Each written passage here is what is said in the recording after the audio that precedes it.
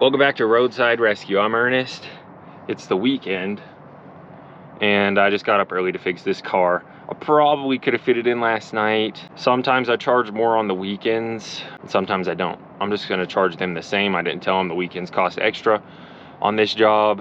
I'm gonna talk about how much I charge as a mobile mechanic, just kind of a 2024 update, and what my expectations for 2025 are, because it's a question I get a lot. So let's talk about it while I fix this car. This is a Mazda 3. I got contacted, just them saying, hey, I need a new alternator. I've got the part. I love it when they do that, because I hate when I give them the lowest labor price right off the bat, and I'm planning on making a few bucks off of the part, and then they're like, hey, well, what if I provide the part? And I might have told them the labor was a little bit more off the bat, but in this case, I wouldn't have done that either way. I just gave them the normal labor time, and they told me they had the part right off the bat, which I love. A job like this is gonna take me a little more than an hour.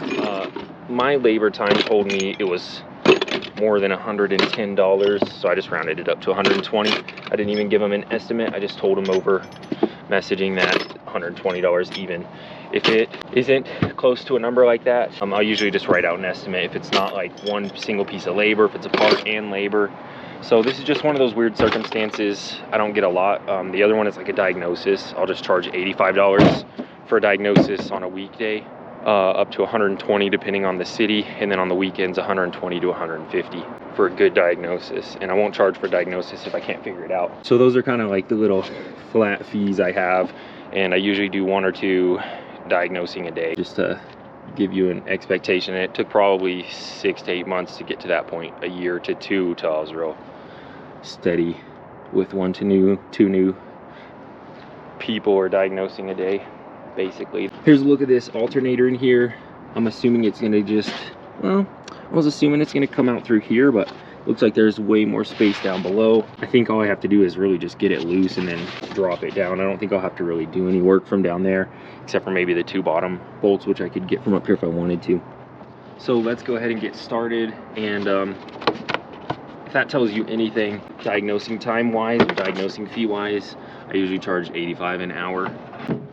But I could probably charge over 100, like 110, and not lose many customers. I just charge $85 because that's what I like to charge. If I do work outside of Provo-Orem though, I charge more weekends, like I said. And it's more than 50%, it's probably 85% of the time that I'm consistent with. If I'm gonna get a call out on a weekend, then I'm gonna tell them it's costing extra. And sometimes when people contact me near the weekend, or if I'm setting up appointment dates, they're like, hey, what's your next few days look like?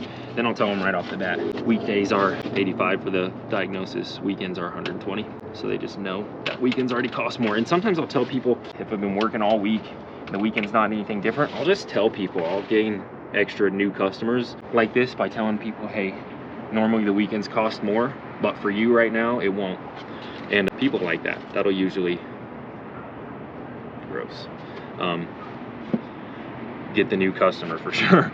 If you tell them, hey, you're getting a discount, even though you're charging them the same price, because normally it would be more, you know what I mean?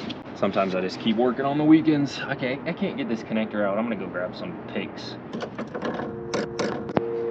All right, I'll tell you this, because most people are probably like, well, you've always talked about like how much you charge hourly and stuff, but you never really tell anybody how much I actually make. That's because there's a lot of it that goes into it for me, where I can't spend every day working on cars like I want to, because I'm running the YouTube business as well. So it would be fair to say when I'm putting out a lot of videos, I was working half on YouTube and half on cars. And that's why I stopped working on YouTube as much, because working on cars is pretty good money, especially once you get a good client base and reputation. I would say consistently in 2024, my best days were over $1,000 in profit. Doing big jobs, which I don't like to do, doing long jobs, doing multiple things at once. And a good day when I'm working till sundown, you know, maybe the fall, it's hard to get like an 8 to 10 hour day in. I do it a lot, but it's really hot in the summer, really cold and dark in the winter. So it's not like you can work 10-hour days, 12-hour days every day as a mobile mechanic. You also need that sort of work. And I'm not selling jobs to people they don't need. I'm doing fair diagnosing and stuff. So I think realistically like 4 to 5 hours a day, but you know, more than 6 to 8 after the first year, depending on the weather too. Should be pretty consistent. And then on a good day like that, 4 to 6 hours, I would expect to make let's say $400 to $700. So if I was able to do that every day, all day, or consistently without having to do computer work way more often than a normal mechanic would have to do it, yeah, $3,000 to $5,000 a week. Fixing cars though, I'd say probably two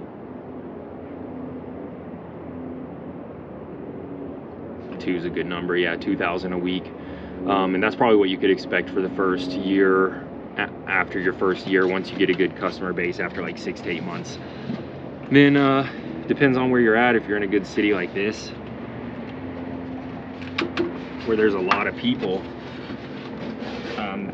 you know, you could charge more. Might be more customers, might be just more money around. So, you know, I think if I moved back to Kentucky or something, I wouldn't make as much money. So that might not apply for everybody everywhere. But I also specifically don't really work more than 10-15 minutes away from my house. I really don't go to any city that's more than 2 cities away anymore. Okay, that power strap was hard to disconnect. I gotta get cooking on this job. I've been talking to y'all, but well, I've been thinking about that while I was working on that, and I'd say $2,000 a week is a pretty good average number you could expect after the first year or two. For me, that's what I'm expecting in 2024. Is I used to expect like $200 a day. Now my goal is $500 a day, if that tells you anything. But the first year or two, that was my goal, was $200. This last year or two, it's been $500. So that's been really feasible, and I hope to make closer to $1,000 a day in the next year, because sometime during this next year I want to open up a shop and hire somebody to help me. So that's obviously something that's become feasible for me, or really close to feasible. I have more customers and more people asking me to fix their cars than I have time for right now. It's just kind of been hard for the past half a year or so, balancing everything. So I've been trying to get everything ready the past year. That's why I've been fixing cars a lot, because fixing cars works a little bit better than YouTube. All right, that was tricky. Also, not much room to push that pin down. I used a pick, if you can tell. So yeah, I was talking about this yesterday though. If you're thinking about starting as a mobile mechanic, which you got to start somewhere, my advice is don't quit your first job. Just start doing it on the side. And if you get to the point where you can't keep up with both, then make your choice what you want to do. I spent too long making my choice. It should have been an easy choice. So I'm not going to tell you how to make yours. All right, there goes the belt. I got that off the alternator down there. One of the bolts is just kind of back against the motor more than you would expect, so I'm going to put an extension on that. The two on the bottom should be easy to get, and I'll drop it out the bottom. So I'm not worried about finishing this up in about an hour like I was expecting. I spent the first 10 minutes or so talking a lot. And I do want to remind you at the end, I was talking about that being profit, but that's not including business expenses, taxes, all of that rigmarole. So it's not like $2,000 a week's going into my pocket. But now that my business has gotten to at least that point, I'm looking on to the next step in the future. There was a year or so where I was like, all right, let's just see if this can maintain itself. I'm no longer thinking about maintaining itself, or like if it's possible. I'm thinking about how is this gonna look for the rest of my life. Okay, now we're cooking. I just got that other top one out with an extension. No problem. That leaves the bottom too. I'm gonna go ahead and just jack it up right here. I'll pull out my jack and a jack stand. They said their battery's dead though, and I didn't bring a jump box. Luckily, I'm close to where I live. That's what I like about not working 20 minutes away. I'm telling you, dude, I learned quick, even with the big truck. Here's the thing, the big truck hasn't been running because it just hasn't been super necessary. I've just been fixing cars all day long out of anything. I don't need a whole tool truck of tools with me. Sometimes though, once or twice a week, and that even happened with the big truck usually, I had to run and grab a part from somewhere else because I didn't have everything I needed.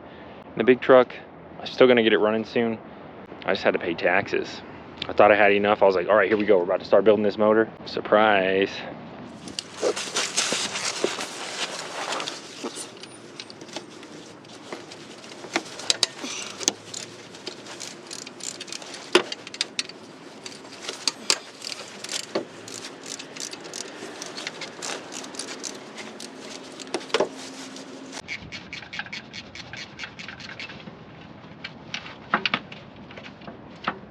Okay, pretty easy alternator. I like it when there's a lot of space to get the parts out like this.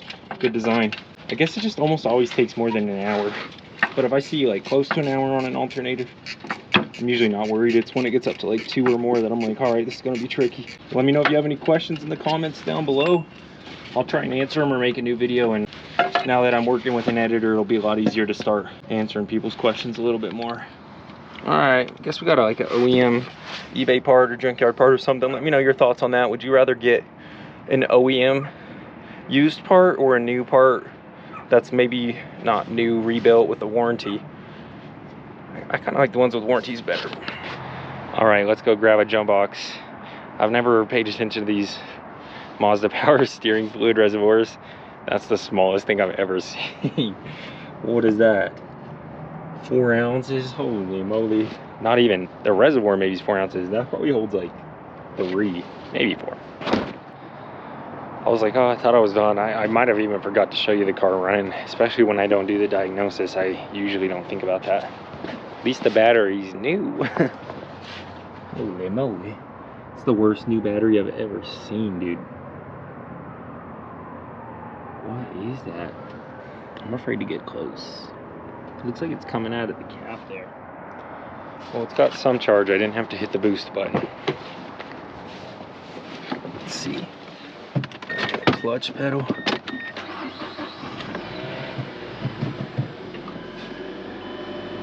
Battery light off. There we go. I don't know if it was on, but I did my job. And I'll see you on the next episode. Subscribe if you want to see more. I'll keep making them.